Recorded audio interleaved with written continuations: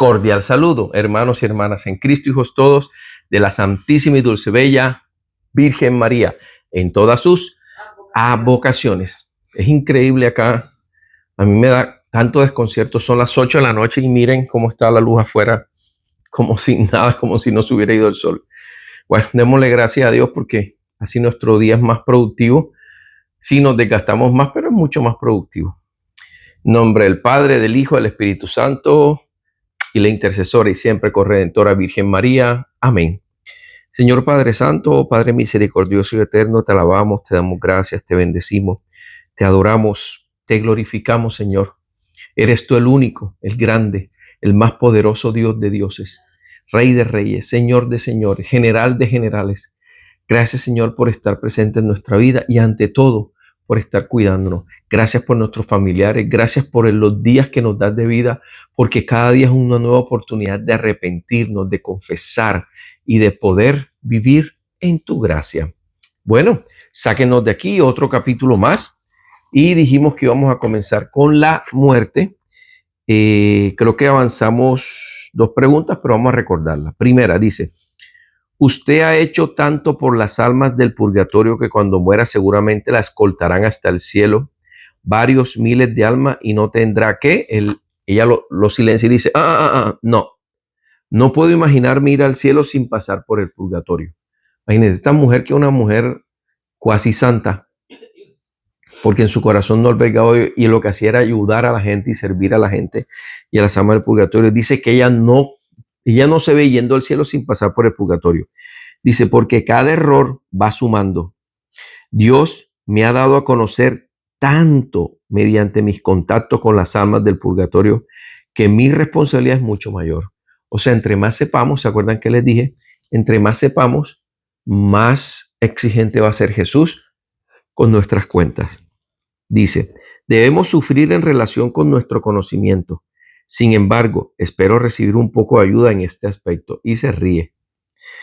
Dice, ¿qué sucede con las personas que se suicidan? ¿La han visitado alguna? Acuérdense que dijimos de que solamente hay una que se había perdido, que todo depende de la situación o cómo se dio el suicidio y que más están involucrados en el castigo los que ayudaron en el suicidio, ya sea con la decisión, aconsejándolo o haciendo que esta persona se decepcionara de la vida. Ahora sí, pregunta nueva. Dice, ¿la han visitado almas que murieron por sobredosis de droga? ¿Están perdidas? Dice, me han visitado algunas, pero una vez más, lo que les sucede varía. En cuanto a los adictos crónicos, realmente no pueden hacer nada a menos que Dios intervenga con gran poder. O sea, una recuperación de un drogadicto no es triunfo de los médicos, no es triunfo de la fundación donde se da la rehabilitación, es triunfo del amor de Dios por esta persona. Siempre se ha dicho, cuando pasan estos milagros, porque son milagros, gente que está totalmente vuelta a nada, la gente dice, ¿cómo es que es?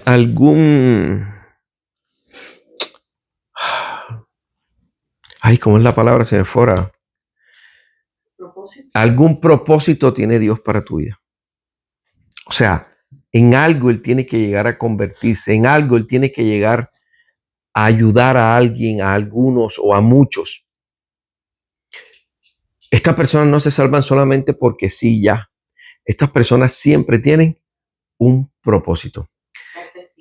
Exacto. Dice, en cuanto a los adictos crónicos, realmente no se puede hacer nada menos que Dios intervenga con su gran poder.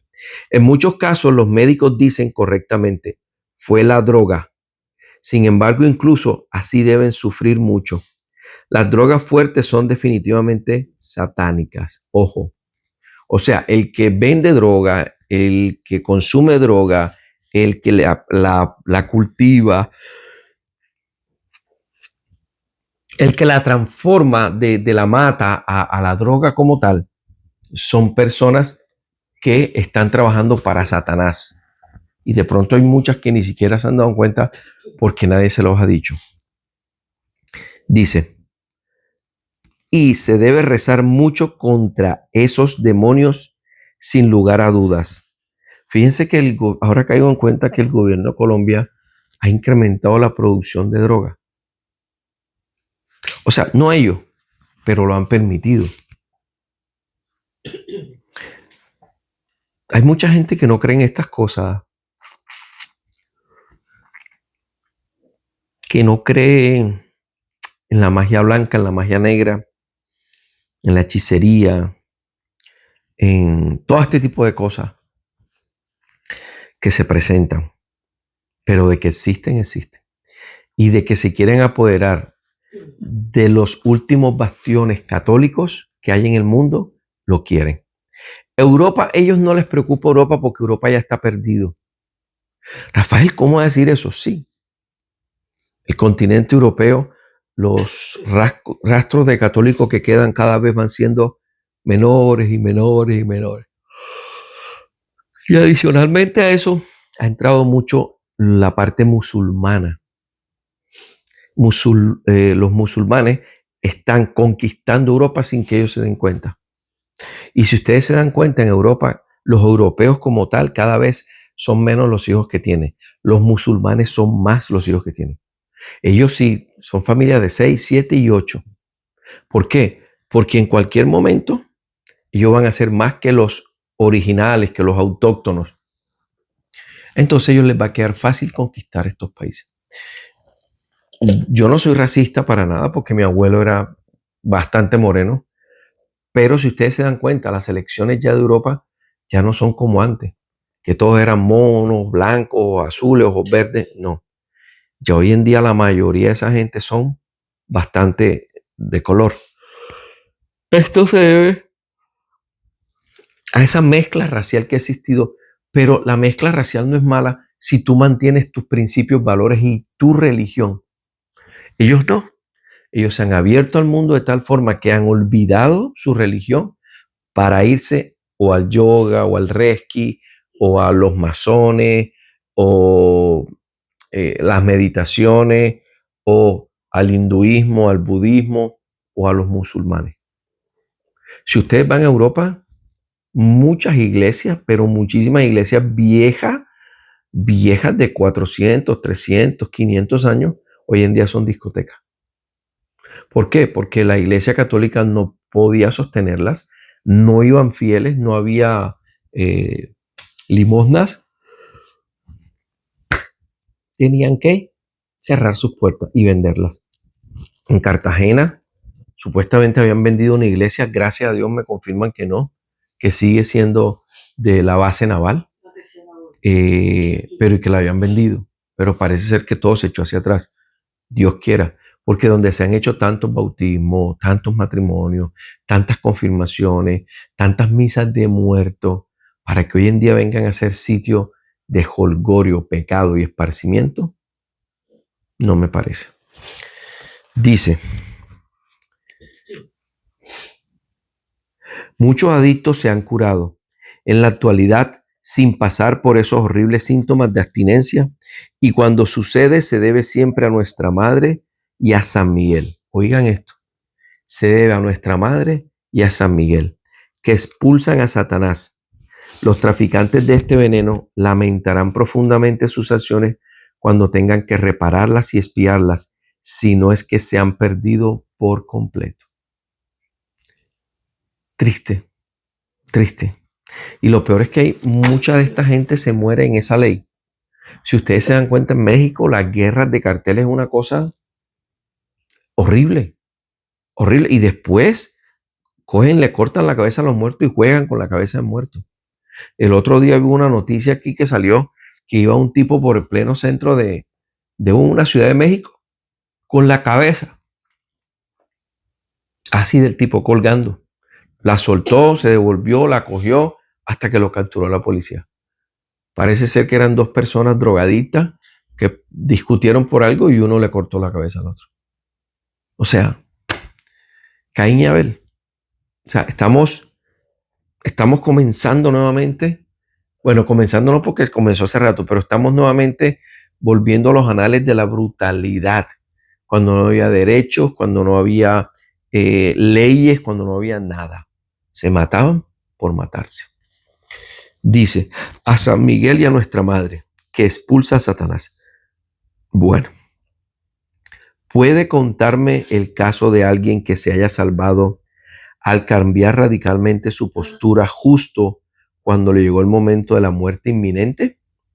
Sí, una vez vino a verme una persona con dos nombres de difuntos, el de un hombre y el de una mujer, para que averiguara qué les había sucedido.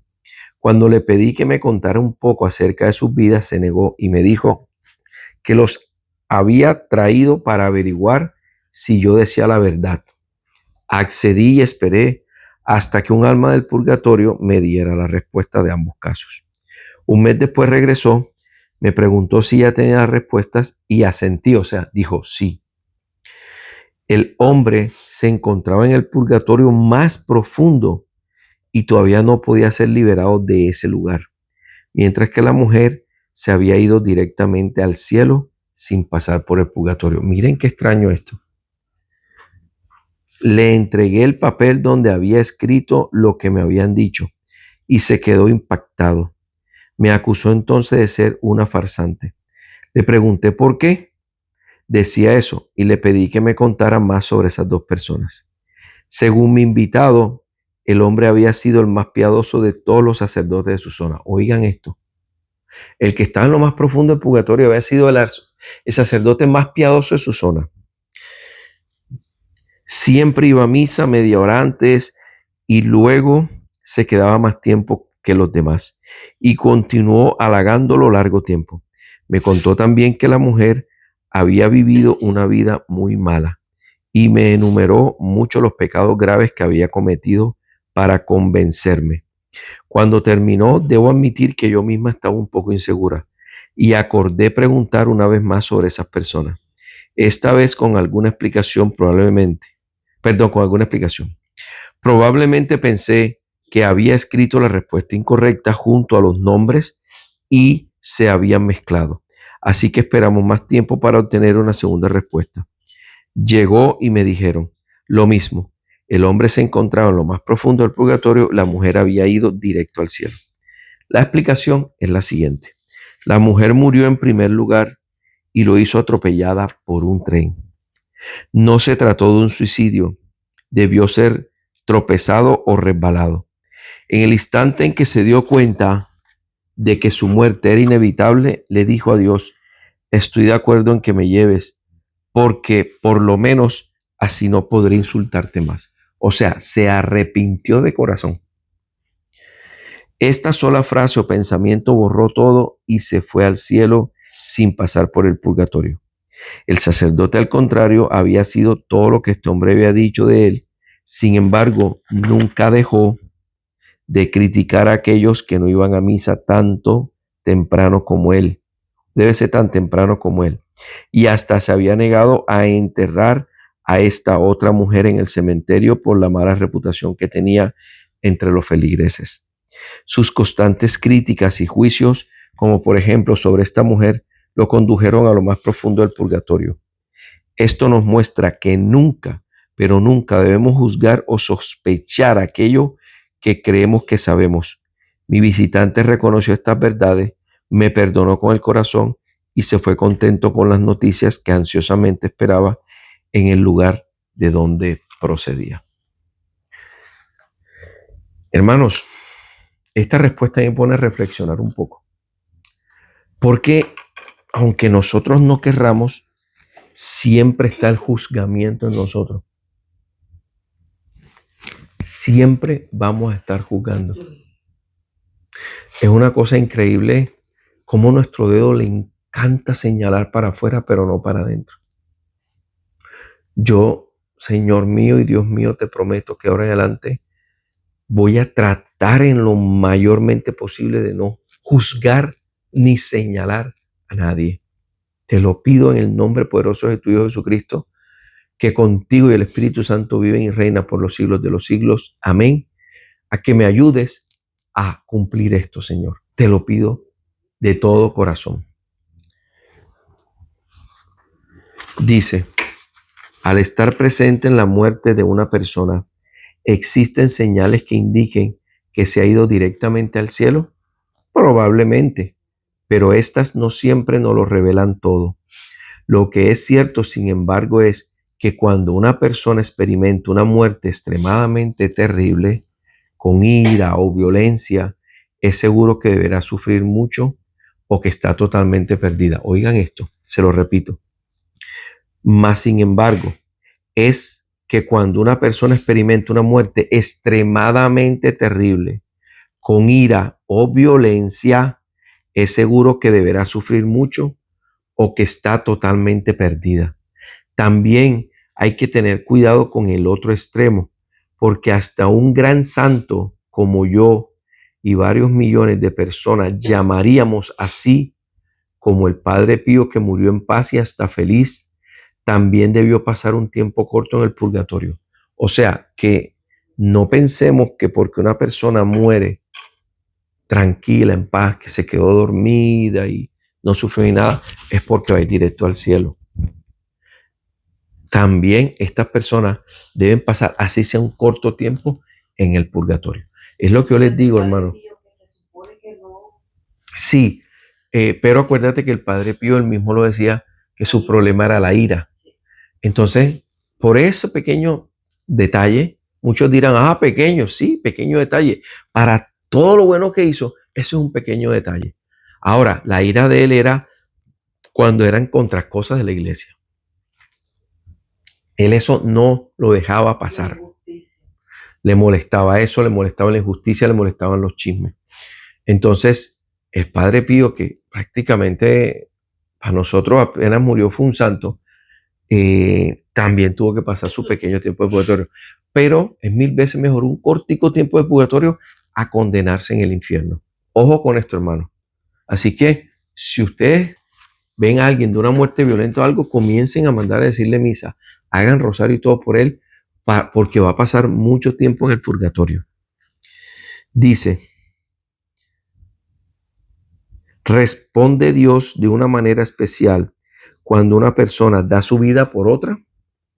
Las almas del purgatorio me han dicho que morir por otro, ya sea en su lugar o al intentar rescatarlo, es siempre una muerte santa. Miren qué lindo. Los bomberos, los policías, todas esas personas tienen una muerte santa. Estos, todos, bomberos, policías, todo el ejército, todos los que murieron en el 9/11 son muertes santas. Dice, ya sea en su lugar o al intentar rescatarlo, es siempre una muerte santa. Esto significa que dicho acto borrará mucho de lo que aún debería purificarse.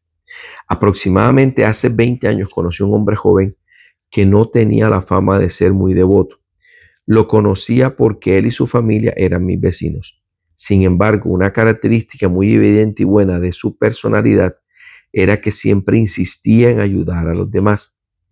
Un día muy frío de invierno, este hombre escuchó gritos de auxilio que provenían de afuera y salió a ver qué sucedía. Su madre intentó persuadirlo, pidiéndole que se quedara, porque sabía que siempre se arriesgaba mucho. Ella prefería que acudiera otro en esa ocasión. Sin embargo, no pudo detenerlo y salió al rescate de quien gritaba. Mientras se encontraba afuera, una avalancha de nieve en polvo se le vino encima y se lo tragó. Lo encontraron muerto al día siguiente. Otros jóvenes, al enterarse, dijeron, no me gustaría morir así. ¿Qué queréis decir con eso? Les pregunté. Ya sabe, todas las cosas que ha hecho. Pensad lo que querías, pero morir así para salvar a alguien descarta toda posibilidad de que se haya perdido. Siempre es una muerte santa. Solo 2 días después, este hombre se me apareció y me dijo que necesitaba únicamente 3 misas para ser liberado. ¡Qué emoción! Expresé cierta sorpresa y me dijo, como morí intentando salvar a otra persona, Dios se ocupó de todo lo demás. A lo que añadió, nunca podría haber experimentado una muerte tan feliz. Hermanos, todos los días aprendemos algo nuevo. Todos los días nos damos cuenta que, por ejemplo, hace poquito hubo un bombero que murió en unos incendios aquí en Estados Unidos por quemadura. O sea, murió feo. Murió tratando de apagar el incendio para que no matara a otras personas. Ahora, allá hay una pequeña ambigüedad. Murió una muerte muy dolorosa. Puede ser que tenía muchos pecados, pero al morir intentando, es la palabra, salvar a otras personas, aunque no estuvieran allí, ¿no? Son personas de más adelante que el fuego podía consumir en 2-3 días. De pronto, su muerte trágica se anuló un poco y no durará mucho tiempo en el purgatorio porque dio su vida por otra persona, sobre todo que era un bombero voluntario. Ni siquiera le pagaban por eso. Era voluntario. Yo me vi una serie, se llama Country Fire. Country de, no sé si es country, es como país, porque pero country también es condado, ¿no? County, entonces Country Fire, el país de fuego. Pero Netflix aparece como Country Fire. Lindísima la serie. Lindísima, lindísima, lindísima, lindísima. Las escenas un poco cargadas, lo que hacía era que lo adelantaba y ya, pero se ve como los cuerpos de socorros aquí tienen un alma de sacrificio por nosotros, por las personas que pueden estar frente al peligro. Hermanos, que mi Dios y la Santísima Virgen María los bendigan hoy, mañana y siempre. Como cosa rara, Benito está dormido. ¿Qué cayó? Familia Llena, les decimos chao, chao.